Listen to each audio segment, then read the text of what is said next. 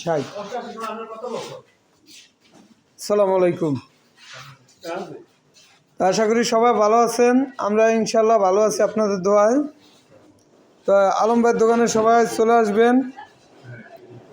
এখন কিন্তু ঝালমুড়ি, ছোলা বুট, ফুচকা, হালিম সব কিছুই আছে। রাত্র 10টা পর্যন্ত টাইম দেওয়া হয়েছে, খোলা থাকবে। তাই খিচুড়ি কিন্তু এখন আছে, ঝালমুড়ি, ছোলা বুট, ফুচকা, হালিম সবই আছে। আপনারা সবাই চলে আসতে পারেন। কিছুই আজকে দেখাইলাম না কিন্তু। ফতেজঙ্গপুর বাজারের পশ্চিম মাথায় শাহিজান মসজিদের সামনে পুষ্কুনির পার। সবাই চলে আসবেন। এই যে ভাইরা ঝালমুড়ি খাইতেছে,